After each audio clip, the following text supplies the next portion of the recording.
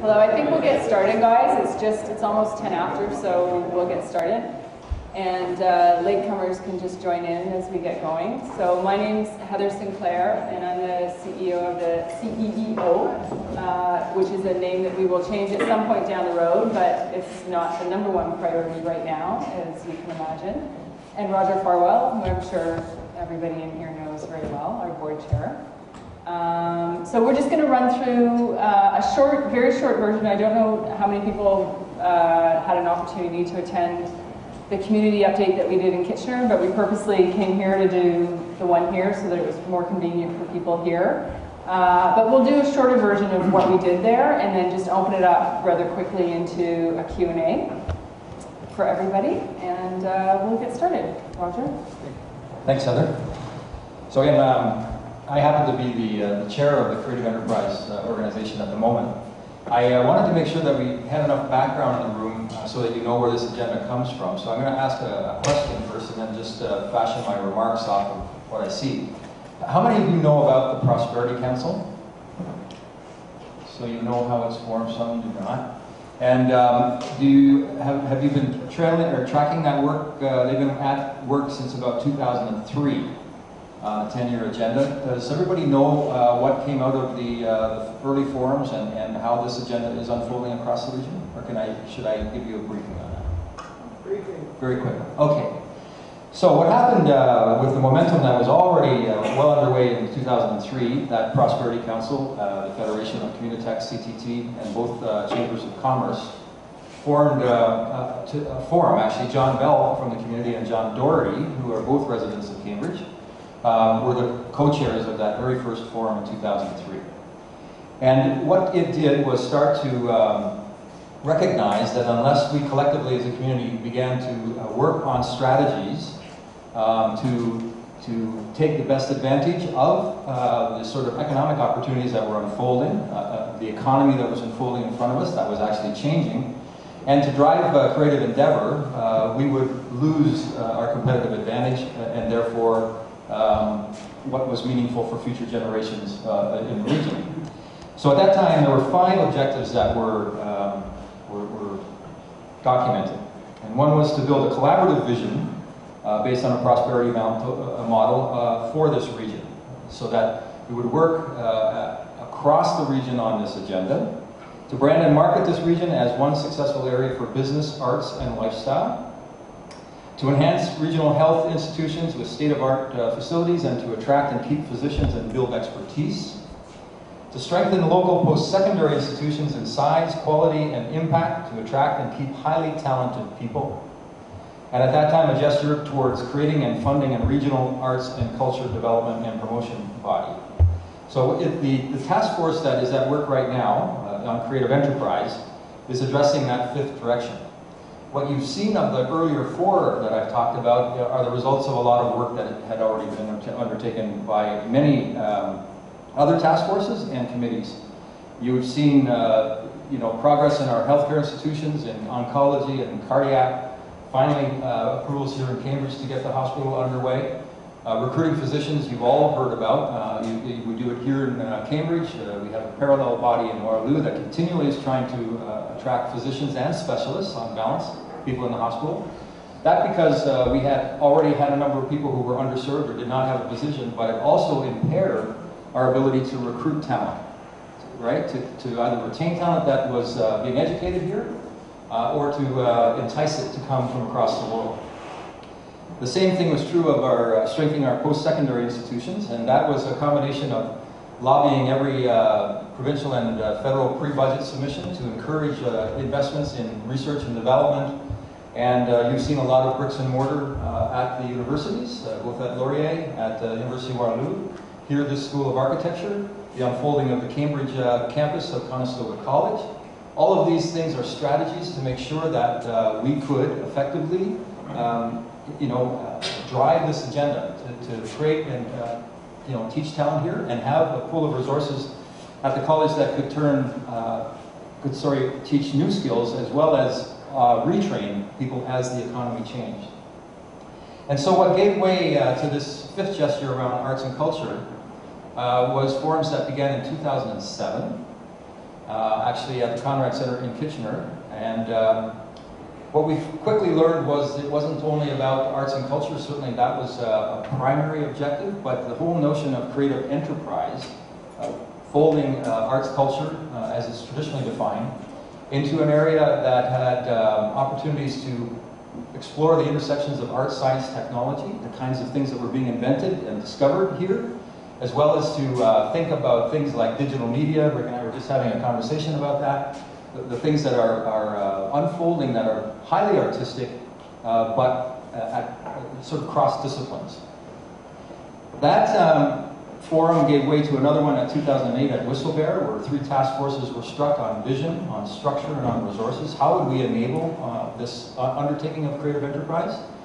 Because the sense of it by that time was that if we got this notion around creative enterprise right, then it would underpin all of the rest of the agenda.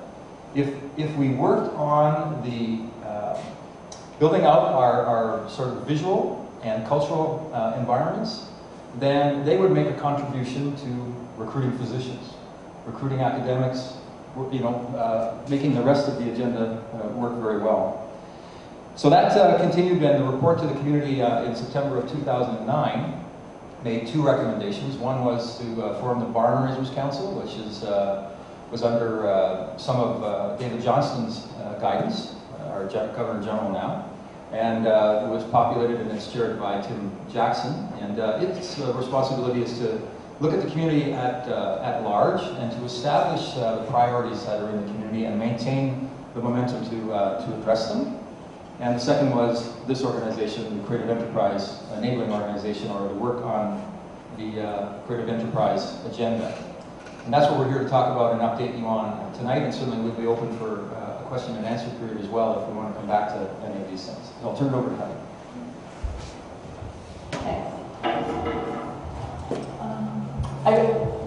I will say that the whole presentation was already online in a longer form, and it's being recorded. So if there's anything that you want to follow up with, it will be posted on our website. And I know that there's, whoops, I guess I have to press the button.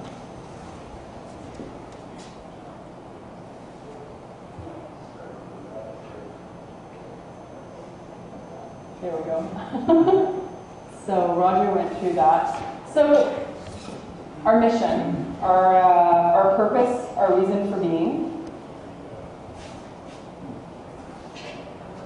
to position the region as a world-class destination to live, work, play, and stay, importantly the and stay, by initiating and sustaining outstanding creative enterprise. And the priority focus for us in the coming years is about sort of, I would say, the sustaining part, in that it's about building capacity and nurturing the quality of life for what already exists here, for all the work that all of you are already doing, and enabling that to the best of our abilities. And as well as initiating outstanding creative enterprise. And that is a priority, obviously. But really right now the focus for us, and you'll see through our strategic priorities that I'll take you through, is about enabling what we've got to the best of its ability right now and doing what we can to provide the resources and services to do that. And the mandate, which is really about how we're going to do it and who we're doing it for, as you can read in terms of enabling creative excellence, which we've talked about, being an advocate for artists and cultural organizations and other creative initiatives within the region to help ensure that they are getting the best profile that they can, that the resources and services that we can provide to them are as readily available as we can make them. And we'll talk a little bit about that in terms of some very specific examples for you. And it's just doing what we can so that people can reach the highest levels of success and recognition in terms of advocating for the sector. And to foster creative collaboration wherever we can. So specifically, whether that's in terms of juxtapositions and integrations in terms of programming or content or relationships, or whether it's more of the back of house stuff. So if it's about helping with publicity and marketing and sponsorship and so on, what can we do to provide those services and resources for as many groups as possible, and have them collaborate within that. So if we're getting a publicist or helping with a publicist to focus those initiatives within a genre. So instead of having 10 publicists working for 10 different contemporary arts festivals, let's have one publicist that's going to help focus around the theme of that contemporary art. Growing the financial investment, which is really about seeking access to the funds that are available to us, whether it's private sector, federal, provincial, being a centralized resource through the Creative Enterprise Enabling Organization to advocate and act on behalf of the entire region, and enhancing the overall region's attractiveness by creating the broader sustainable creative economy for the region. So just quickly in terms of ramp up, as Roger mentioned, I started at the very end, it was March 24th of this year that I started, so it's been about 8 months.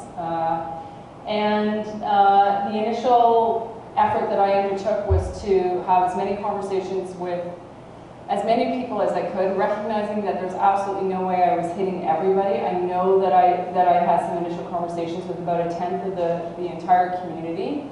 And then I really just had to stop because we needed to get the work done and to dive right into it. And we are currently situated, physically located within Communitech at the Tannery. And we have space and resources as well within the Accelerator Center. And so are really working on collaborations there, in part about not reinventing the wheel, borrowing as many good ideas as we can in terms of what's made them successful, but recognizing that our content or our genre or the place that we're playing in, it's not technology. And so it's really taking what we can learn from that, but applying it to the sector that we're working in. And they've been exceedingly generous in providing us physical space, complementary space, and access to resources and services there. We've been in discussions across the board and upcoming in Cambridge in January with economic development departments. I've had some meetings with the ACACs, not on a regular basis, but trying to stay in touch there and keep abreast of what's going on, and community services department within the municipalities. Engaged with the Alliance for a Grant Community. Mary Meisner is now on our board, which is great to help with that communication and synergy so that we're not at cross purposes with each other. And I'll just quickly touch on, in terms of our priorities. I mentioned them a little bit earlier in the mandate, but if you take away anything today, it's really to take away these 4 key buckets, if you will, of where our efforts are focused in the next 18 months. So, sorry, now out to the end of December 2012. And first and foremost, it is about securing investment for the sector. The Prosperity Council and the task force, as many of you know, were involved in raising the dollar per capita for the region. It was over $700,000 in 2010 and a little bit more in 2011. And that will continue, we are under the understanding that will continue in 2012, and it's our expectation and anticipation that that will be embedded within the ongoing budgeting process for each of the municipalities and the region. And just, I know there's been some confusion in the marketplace about where those dollars have gone, and we can share that with you. We've been able to mine down into that information. But in the early years, so in 2010, the region and the municipality, Kitchener and Waterloo, allocated 100% of those funds. And in 2011, this year, the Creative Enterprise Enabling Organization received $20,000 from the City of Kitchener, which we matched and exceeded to create $50,000, which we then put back into the community through our investment program, which we'll talk to in a little bit, some of you might be familiar with. So it is about securing the investment. The next couple of months, I'd say the next 6 months, for us. We're going to be driving very, very hard on that, not only within private sector, but within the province and the feds as well, to mine through those channels. And it's about securing another $1 million into the region. At least $1 million in 2012. That's our goal, and that we will seek to grow that beyond that million into 2 or 3 million. And that's on an annual basis, new money into the creative sector. Access to resources. What we're defining as resources are sort of long-term things that have a permanency to them, if you will. So take, for instance, the portal, the web portal that we have just put an RFP out. I think it went out today. Request for submissions to build the next iteration of the arts portal. I know that we've had 2 so far. The Waterloo Region, no, Arts Portal Waterloo Region was the first iteration, and there was a second iteration within the tourism site, explorewaterloo.ca. And we will continue to work with tourism on that, and so whatever content we're creating, they can pull from, and we will have a fully integrated relationship with their site. But really, this portal is about having a much more robust, fully dedicated site to arts and culture in the region. And so we anticipate that by the end of March, early April, that will be live. And we are building towards that in terms of, well, on a number of different fronts, but one of the examples would be building upon the database that we currently took, that Marilyn Scott and Martin DeGroot and everybody were informing with the RAP database. And Marilyn is still involved in doing that for people that want to have that relationship into the tourism site. But independently, we are gathering as much data as we can in the region, and just in the last couple of weeks, we've grown that from 275 to 1,175 entities or organizations and individuals within the region. And we really just want to drive that as hard as we can to get that up to thousands. That should be 5,000, 10,000 people and entities and activities. There's so much going on in the region of 500,000 people, we're just not capturing it. And then that will inform the portal that we're building in terms of trying to be as best as we can to be truly representative of the breadth and depth of what's going on in the region. The portal also will act as a resource for individuals, for tools, for sharing of information, for peer-to-peer, where it makes sense. So if we've got templates, if you're a small organization and you're building a board, and you're not sure what kind of policies or structure or whatever you need, that's the place where it's all, think of it like a library where we're going to push as much content as we can free for people to just download and steal the templates and make them work for you. And then services, delivery of services for the sector, a perfect example of that is the announcement that I hope many of you have seen in terms of the access to group benefits through the Kitchener-Waterloo Chamber. So that's an example of a service, because there is a cost associated with it, in that we are providing access to individuals and small businesses. We're still working out the criteria, so small entities, access to the group benefits that are provided through the chamber. You would also get a membership within the chamber. So that's one series of benefits, and then the access to the group rates within that particular group benefits program that they're offering. So there is a cost because you have to see what kind of benefits you need.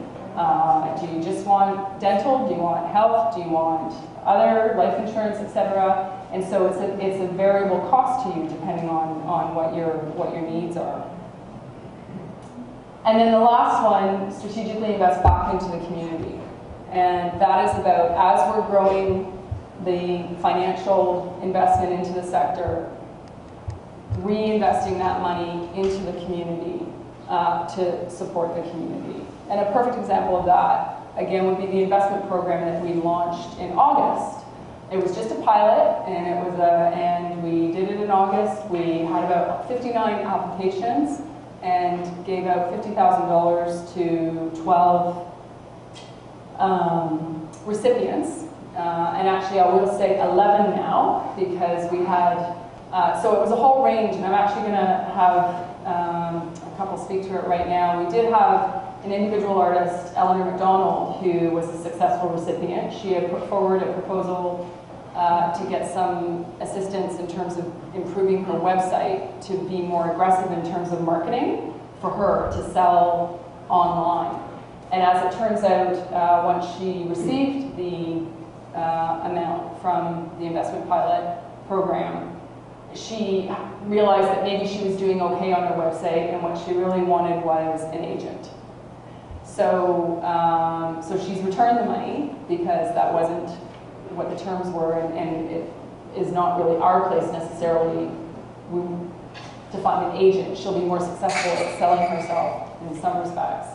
But we're still working with her in terms of trying to point her in the right direction to get those contacts and relationships going to explore that agency relationship.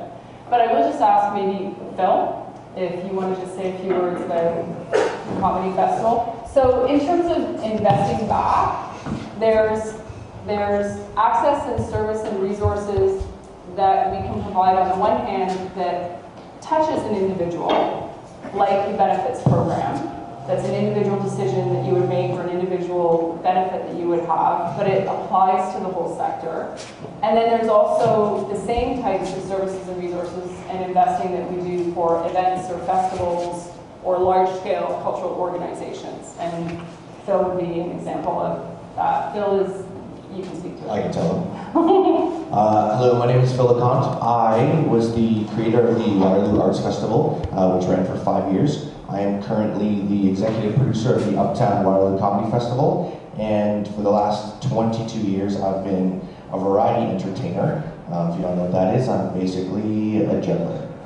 I live in Waterloo and I'm a board member. I applied for the investment program for our comedy festival, and the great thing about the program was it was a very simple application. It was 2 pages, and I've been a successful grant writer on the federal and provincial sort of levels, and 60, 70, 80 pages, hours and hours of work to find out 6 months later that you get nothing doesn't really benefit anyone if you're trying to plan ahead. So this was a really simple application, and it was very straightforward. They wanted to give money to organizations who would take that money and turn it into more money. So you just took the investment money and proved to them or showed them that you were going to take a project and help sustain or help grow whatever you were trying to do. We received $3,300, and this year we have the opportunity to bring some big names to Waterloo for our comedy festival. We've hired Brent Butt from Corner Gas, Deborah DiGiovanni from Much Music, Sean Cullen. We also have 13 other comedians. 7 of them were flying in. We produced 10 shows over 3 days at 5 different venues in the Uptown, and basically sell tickets to around 2,300 people. And it's only our 3rd year, and last year we sold out 90% of all of our tickets. So it was really great. It was after you applied, it was 1 week. It was a 1 week turnover, and then you were informed that you were a recipient or you were not. But you got to sit down with Heather, and she explained exactly why you received the money, and then there was a few reports, and you have some obligations to sort of, you know, not just take the free money and do nothing with it. But it was very beneficial to us. It'll help us grow our festival and hopefully service, you know, the entire region. That's great. Well, you can keep talking. That's great. That's all. That's all. Unless anyone has any questions. I know, because if you give him a mic, you might not come back. I don't know. I know Rob wants to see you after. Yeah. Thanks for listening. It's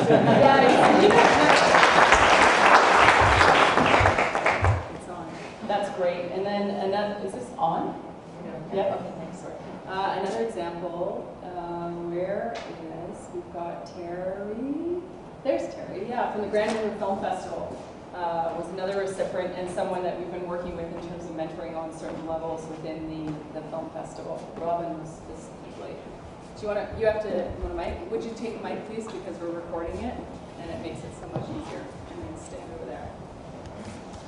Thanks, Heather. My name is Terry Kratz. I'm co-chair of the Grand River Film Festival. I'm also treasurer of the Cambridge Chamber and an accountant by day, so I come at this from the business side. And I totally agree and personally feel that investment in the arts gives us a much healthier business community and ability to grow. And so I think we're pretty lucky here in Waterloo Region 1 to have so many business leaders spent so much time actually through the Prosperity Council and all the other meetings, some of which I attended as a spectator, to get us this far. And secondly, to have people like Heather and Robin right in our region who can be resource people for us. So the Grand River Film Festival just finished its 5th year. This was by any kind of metrics that we would measure by our most successful and most well-attended season. It was for a number of factors, and partially through Heather and Robin's guidance on an informal basis. They helped us through their expertise, telling us some of the execution that we did. Yeah, I would do that, I wouldn't do that, and try this, etc. And so we're actually hoping, and we have had more discussions to continue that relationship, maybe on a little more formal basis through some industry-led sessions that we learn a little bit more about the film industry. Our board, for the most part, is a number of people, mostly from Cambridge, who have no film expertise, but want to start a film festival. And so their expertise comes in really handy. We were also one of the people that applied for a grant for $3,000. And we're going to use it to establish a new product that's hopefully going to put more bums in seats and should be pretty interesting. But I can't release it just yet because all the details are still being worked out. So we're pleased to have people like this in our community. I think one of the things it did for us, in addition to our success, was one, we took a big step this year and hired Tamara Laux, who's in the audience, as our part-time executive director. But it also gave us a little bit more confidence that we're not doing this alone. We do have some people within the community that we can talk to, rely on an informal and formal basis to help us get to where we want to go and become a Waterloo Region Film Festival. Thanks.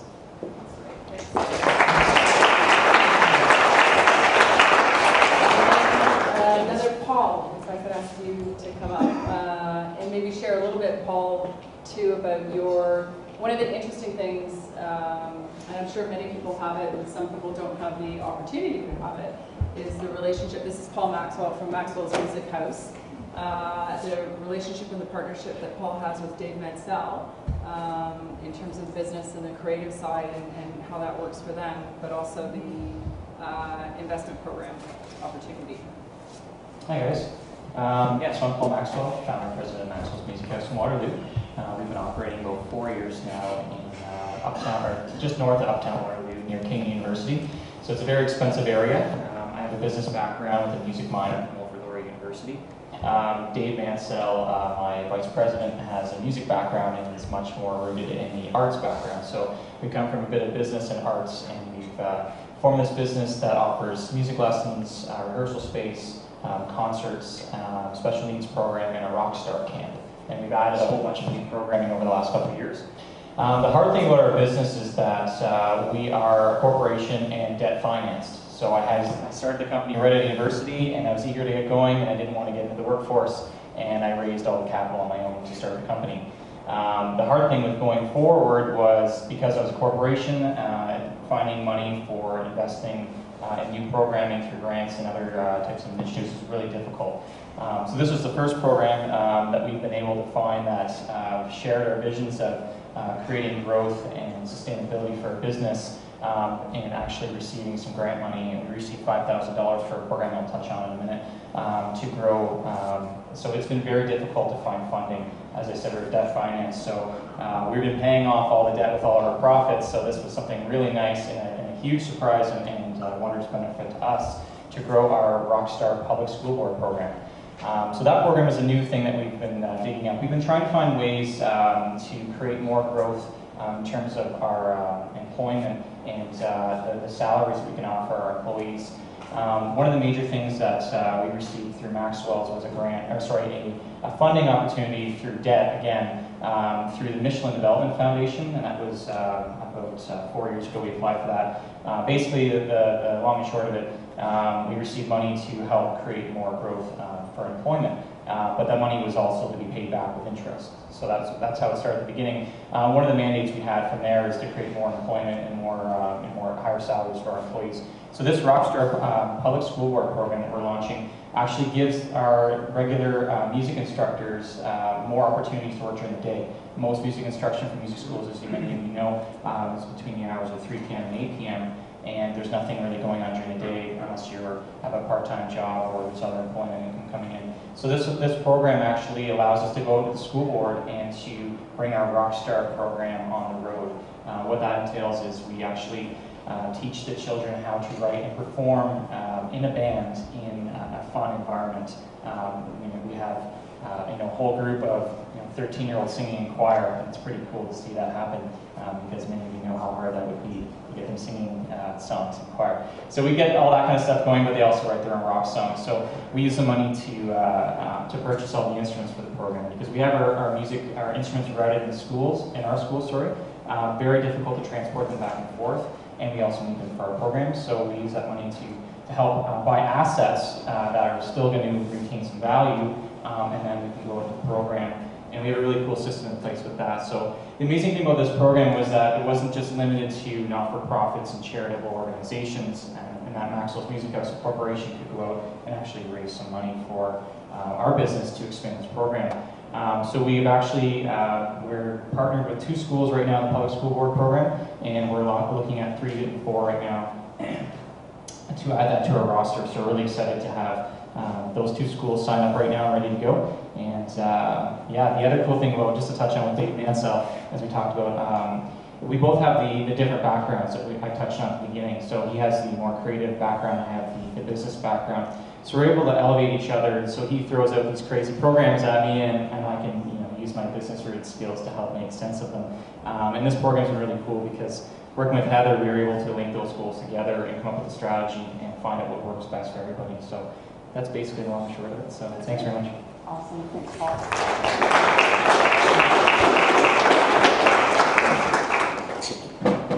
Whoops.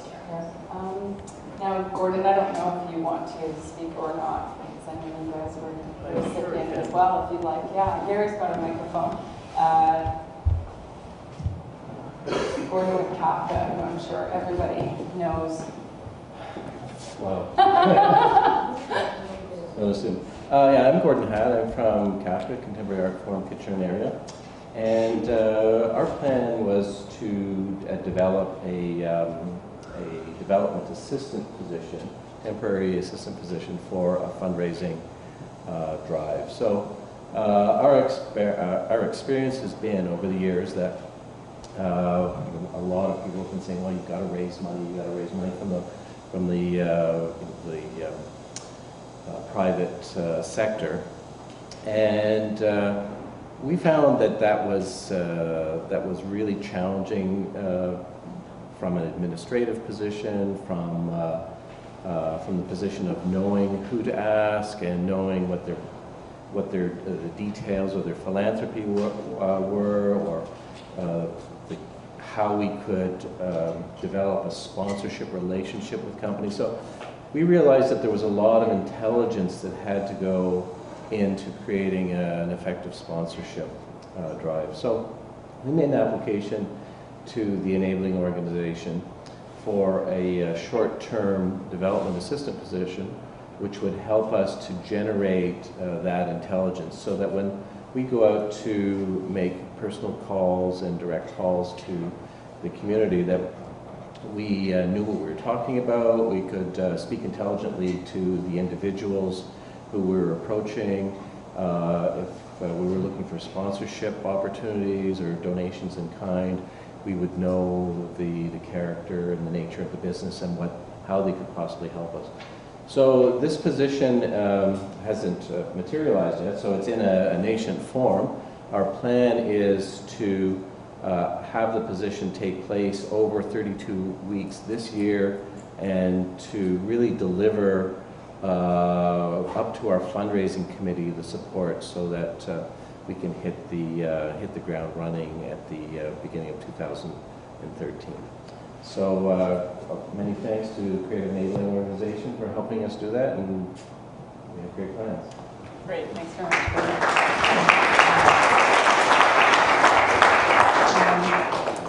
And so all of the recipients are all unique and all different, and it was a great opportunity for us. And as I mentioned earlier, it was through the $20,000 we received from the City of Kitchener that we matched and exceeded to make 50 through our private sector funding, and 100% of those funds went back into these programs.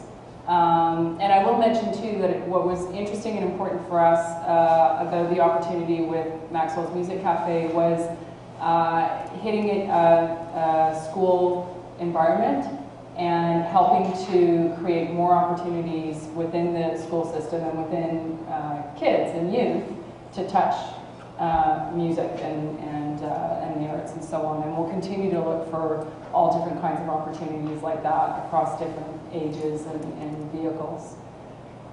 So I wanted to turn it to a Q&A and ask, feel free to ask whatever questions you want.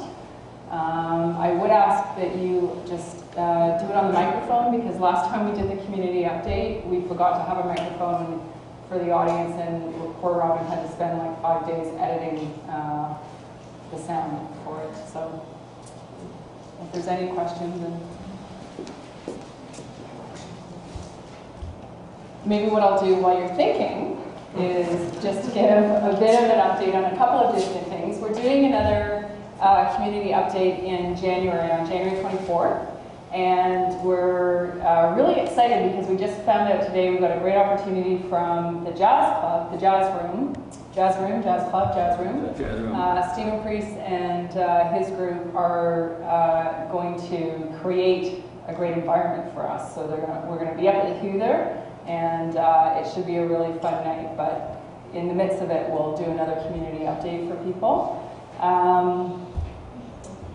As I mentioned, for those of you in the room who are interested or may know other people that are interested, we did post today, if it's not up right now, it'll be up before the end of the night or first thing in the morning, the request for proposals for the new, or the next phase of the arts portal. So we look forward to people submitting applications to be a part of that.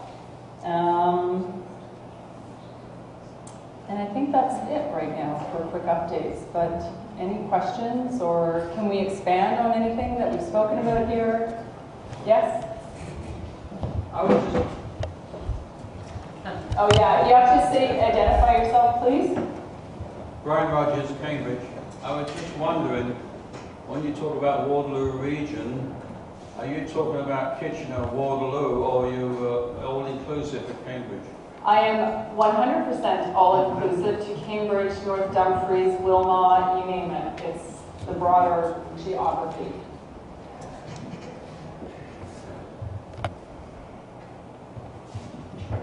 Questions? Yeah. Hi, I'm Rick Haldenby. I'm the director of the School of Architecture. I wonder on the this investment grant program that happened this year, do you anticipate it continuing? Do you anticipate it growing? Can you just lay out a bit of a roadmap for where you see this going, and if it, you know, how broad do you expect it to become? Right. Yes, we see it growing. As soon as we get more funds, we will reinvest them back in. We anticipate that we will receive some additional dollars from the region of Waterloo and the City of Kitchener and the City of Waterloo. We don't know yet, obviously, but hoping that we get some more funds that will be targeted for this type of initiative. So we do anticipate it growing. That's our goal, to invest back. It's a key pillar, investing back in. The shape and the form of it, we're still exploring, and this was a pilot. It was a very specific pilot that was driven to about driving sustainable revenues. It worked for many of the entities that you saw tonight and the people that received it. It is not the only thing that we will do. We will have other criteria, other programs. I don't know right now, are we going to have 5? Are we going to have 5 permanent ones? Is the criteria always going to be the same? I don't think so, because my gut is that we want to evolve and be receptive and adaptive to the changing environment that we're dealing with. So this one worked right now. What didn't work as well about this particular one was it was a little more difficult for an individual artist, per se, to apply for it.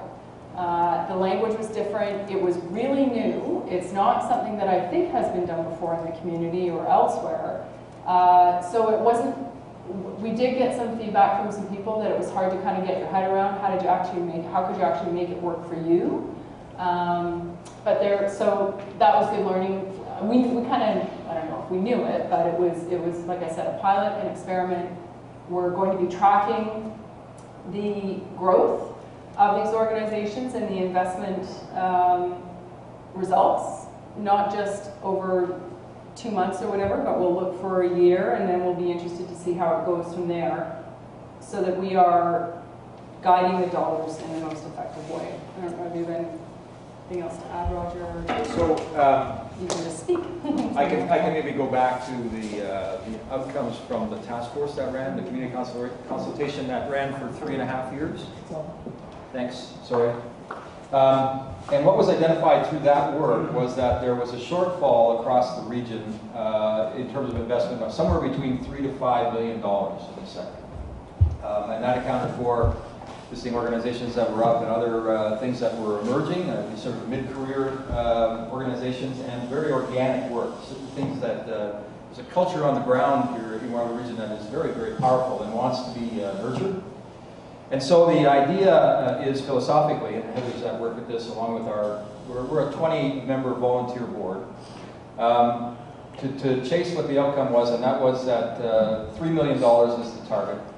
So the first $1 million was to be accumulated by the dollar per capita call to action. So that's across Kitchener, Waterloo, Cambridge, and the regional municipality. So for 500,000 people, 500,000 comes from the cities, and 500,000 effectively from the region. Kitchener, Waterloo, and Cambridge, or Kitchener, Waterloo, and the region are participating in that right now, and we're at a meeting in January, actually, a delegates meeting at council here in Cambridge to have that conversation again. $1 million from the private sector, and $1 million from the province and the feds, because it was established that the province and the feds also underfund the region. That might be partly somewhat of our own problem in terms of what we write or mine out of that sort of very, very large government system, right, in terms of what you can find and where the money is, and then having to write those horrible grants. But anyway, so $3 million is the overall target. So I haven't given you the first indication in 2012 of us chasing that first $1 million. Now, the other thing I want you to know is this is all net new money. There is no program that had pre-existed September 24th of 2009, either at ACAC or any of the arts funds or whatever, that has been usurped in any way. That grant process and all of those funds are still available. This is all net new money going into the sector. Yes, Robin.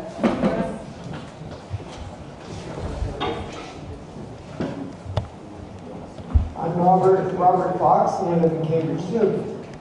So what I'm having trouble with this is, first of all, everything that Roger and you said, Heather, at the beginning, the philosophy behind this, I think most of us in this room agree with that completely. I'm having trouble from the bottom up. I'm one of those people that I'm retired, so I have time all day to run around and promote the arts. And I believe so strongly in that my wife says maybe we should spend a little bit of time, doing our own personal things. I frustrate her because I believe in this so strongly. So I start things, little projects, but I'm by myself. I don't belong to a group. I'm not part of Maxwell's music thing or the comedy festival, by the way. I try to go to every event I can in Cambridge. That takes a lot of my time. And I would love to attend Maxwell's Music House and the Comedy Festival. Those sound like wonderful things to do. But here I am down in Cambridge trying to, survive with what we have happening in this town. And I'm in my spare time, which I have little of because I'm trying to promote the arts, I'm running around trying to get art to happen. And I'm running into all kinds of roadblocks as an individual person. So, for example, I went to City Hall the other day. I'm going to run some kind of an event, right? And I got a few local artists helping me and lots of connections with lots of important things happening in this community. So I go to City Hall and I want to have an event, and I asked the lady there what I had to do to make it happen at City Hall. And she said, well, number one, you have to pay $110 to rent the place. I thought, I don't like that. It's my City Hall. Why do I have to rent my City Hall? Number two, she said, what organization do you belong to?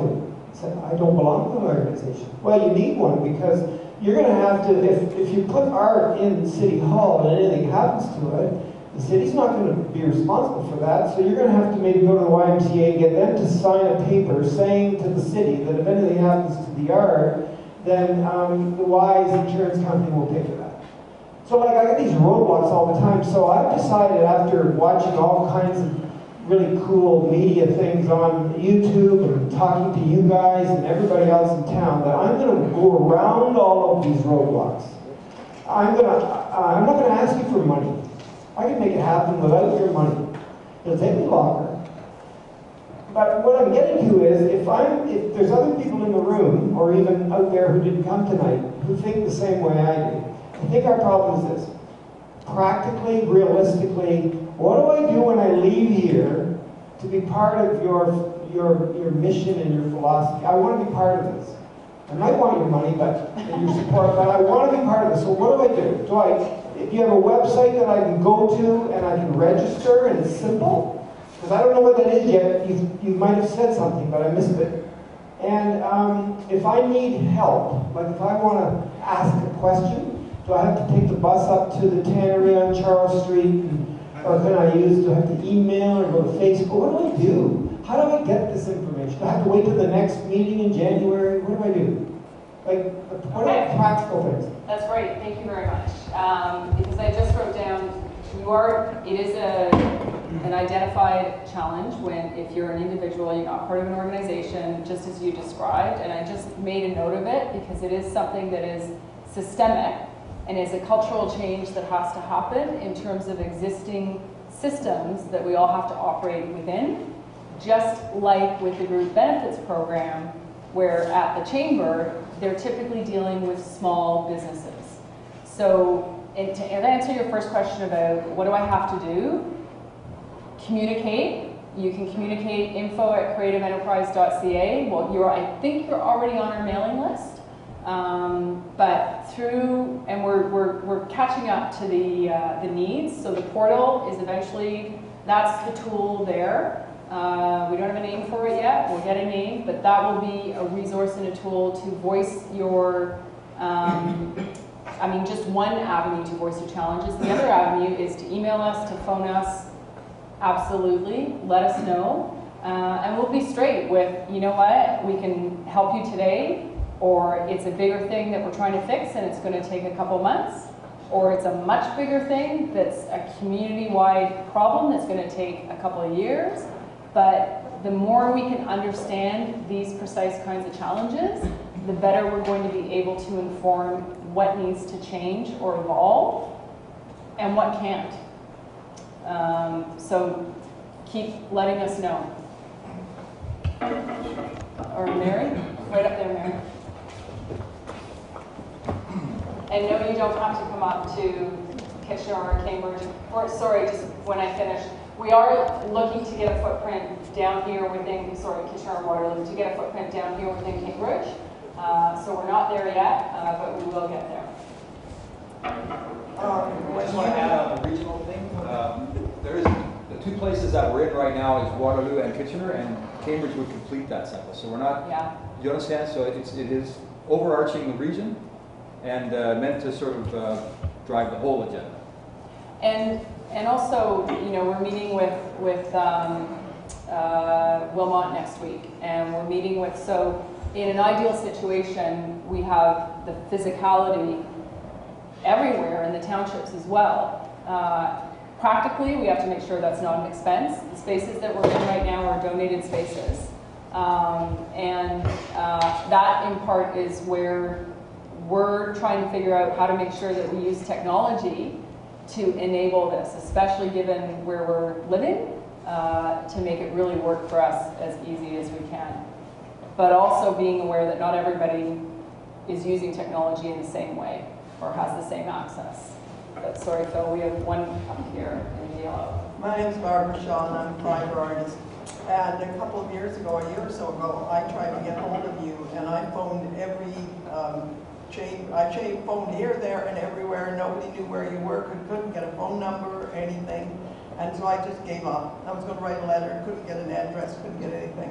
So what I primarily want to know is, who do I phone to find out more about the insurance for artists? And I don't have email, I don't have the internet, anything like that. So I need access with the old-fashioned way. Yeah, and do you have a pen? Or Mary, or give her a card would be great. Thank you. And we are going to be taking the directory, and I know that we're creating a printed form of it as well and making that available. And this is good feedback too, to figure out what kinds of tools do we need that are, whether it's a handy postcard that's available in the standard locations where we get information, or the library, or other vehicles like that, because it's not just about being online.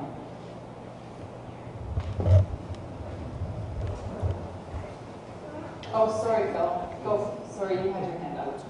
Okay. Go ahead. Yeah, Scott Ferguson. I'm a writer. As far as what Roger and Robert were saying, there's no doubt that Cambridge artists are insulated, and we don't consider ourselves even part of the region. Most of us can't agree we're from the same city. And we kind of like it that way. But that is something that you're going to have to address. Like, we don't feel that we're part of Kitchener and Waterloo, and most of us don't have the intention. I'm quite happy being a successful artist in Cambridge, and I've got no intention of going any further. And good luck with the funding with council. I have your back on this, and I've been warning people it's coming. Okay, thank you. Right, Carl? I don't think there's absolutely no expectation that anybody needs to drive or walk or go beyond. It is about supporting where you live and work. There's going to be opportunities where people can cross-pollinate or integrate or whatever, and for those people that works, that's great. And if, there's no... And I haven't had any problem contacting you people, and you've been great about getting back to me every time. And yeah, thanks a lot for what you're doing, but we are different in Cambridge. Absolutely, and that's great, and it's different in Hespeler and Galt and everywhere, so it's all good. Even Preston. Yeah. That would be the town of Cambridge, right? We've got a member of council here. So that's what we think is great about this whole initiative. This is about creating a conversation across people who are involved in creative endeavor. And so it's great that there are special things here in terms of Cambridge's personality, or even just within it, between Preston, Hespeler, and Cambridge. Because the other thing that's happening, and same in New Hamburg, I was at Paul Knowles with New Hamburg Live, they're all very different things happening. All of them great, and what we're trying to do is connect that energy and find some resources that all of us could use. This doesn't mean that you have to travel from here to KW or anything like that.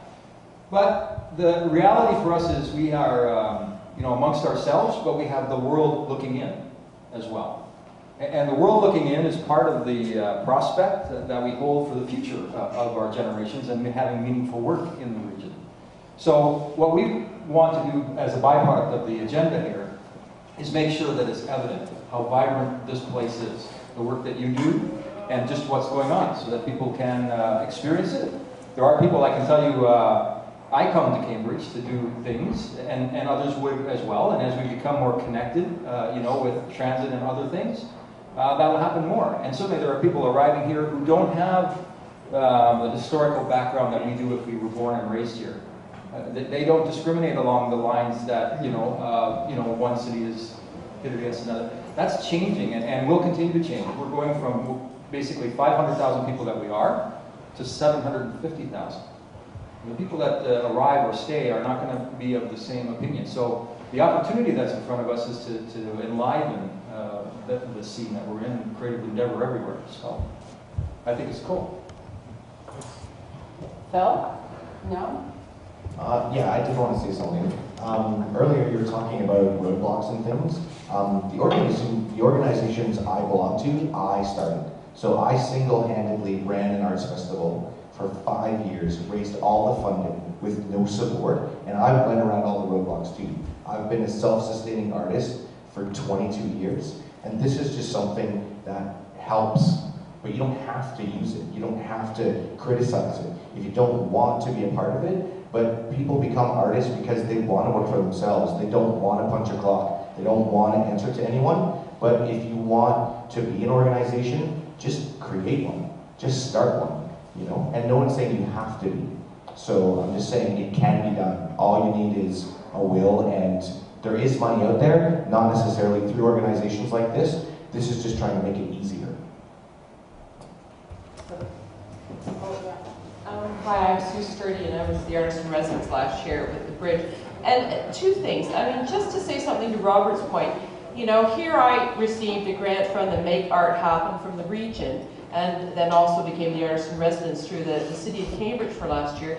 But in the end, even though those two entities, I still had to get an $8 million policy for the bridge, or the bridge would not have happened. And I almost think that's something with the Creative Enterprise initiative that maybe, making it a little bit easier for us as artists to here's Robert trying to go to the city to do something. I think maybe if you were somehow able to make, the region and the cities more aware, and that's what you are doing right now, how important this is, because something like the bridge, it was in February last year, and all of a sudden, I can't do this if I don't have any insurance. How am I going to find insurance? And it took 2 or 3 companies, and finally, yes, there was someone who finally insured me for that. But me, instead of the people who gave me money, the region and the city, not really being able to cover that. I understand there's all kinds of liabilities with everything else, but I think with the Creative Enterprise Initiative, if you are able to somehow do one more thing, and that is to make, them, the region, the cities, that aware that, this is something on our backs, and it would be nice if it wasn't, if somehow they would take part of that responsibility too. I think they're great comments, thank you. And I think Roger just had a good idea. I don't know if it's been done, but we can do an easy Survey Monkey or something, and also print for people that don't have access to it, or a phone or whatever, about those types of challenges. Because I'm sure that there's 20 more that are things that we have maybe a faster voice and opportunity to change some things, again, systemically, that might be things that people don't even realize are half the roadblock that they are to getting things done. That's great, thank you. Oh, sure, and then, sorry. Hello, thank you very much for your great initiative. My name is Ernest Deitwala, by the way. I have a question regarding the selection process. How do you select projects? Like, what are your priorities? If you're talking specifically to the investment program, that was a pilot. It was one time, and it was a board committee that both helped and informed and developed the criteria, but it was based on things that we were seeing and a lot of the work that the task force had done previously. And it was a review process that I think 5 or 6 of us, Judy wasn't part of it because she couldn't attend that day, but there was 5 or 6 of us that were a part of it, Roger and other board members. And for that particular one, it wasn't about let's say it was content agnostic. It wasn't about the art form. It was about the strength of the application to be self-sustaining. So we weren't applying a judgment on what you were creating or providing in terms of content. It was about, is there an opportunity for you to be healthier because of what you're proposing? So that was the filter that we did on that one. And again, not sure what the next ones are going to be. We'll figure that out when we get there. There was one right here, sorry, in the middle, yes. Black sweater. I'm sure Rainer, I'm a filmmaker and illustrator with Kitchener. I wasn't able to attend the last update because I was unaware that it was happening.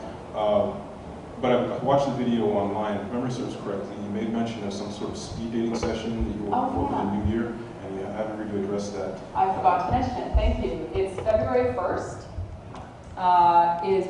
We haven't announced it yet because we just picked the date this morning. February 1st, and it's probably at the Lane Tannery because of the large space and free. So this is, we're calling it speed dating for lack of a better word, and we're getting a number of different funders in a room together. So Ministry of Culture and Immigration, Music Eddies, Kitchener-Waterloo Community Foundation, Trillium, and we've just put a call out to other funders within the province and the feds to see who else can participate. And really what it is we're going to have a bunch of rounds. It's probably going to be from 1 till 5. So 2 or 3 hours of speed dating, learning about what opportunities there are within these funding programs, and then having a bit of a social for an hour afterwards. And tourism will be there as well with their Celebrate Ontario. And the reason that one of the reasons that we're doing this is we had done an earlier one to help people understand how to apply for Celebrate Ontario. And coming out of that, if we had 20 people in the room, 10 of them said, you know, after talking with them, I actually realized, number one, I don't want to because it's too much work or whatever, given my chances of securing the funding. Or number two, I realized that I thought I was qualified, but I'm not really qualified. So it was a really good learning because it's going to save a whole bunch of people time from applying for stuff that they're actually never going to really have a shot at getting, and it will focus other people in and also develop the relationship with the funders one-on-one. So as soon as we will post that information about the date, thank you for bringing that up.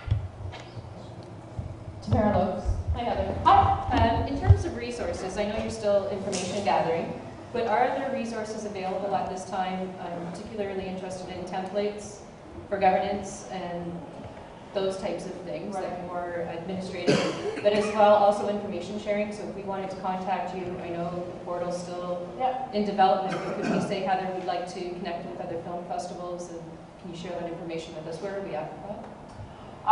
Well, because we don't have a vehicle through, we don't have the library built yet, so we don't have a place to store the information. And as soon as we do, it'll be up there. In the meantime, if there are specific needs or whatever, I do have a bunch of governance documents. I do need to phone my friend in Whistler to make sure that she's cool with me sharing them, but it's A to Z. And that is part of it, that we all, this was from another thing that I was doing and got basically all of their documents. And everybody does that. You share, but I just need to get her to strip out anything that might be confidential, but can share those with you for sure. But that's the type of thing where as soon as we do get this portal, we're going to have a section that's tools and resources. Boom, it's up there. Anybody can download it and customize it. Thanks. Are there any other questions or comments? Anything else we can do right now? Ideas? It's very hot in here. Everybody probably just wants to go out in the rain. Great. Thank you very much for coming. It was really helpful for me and Roger.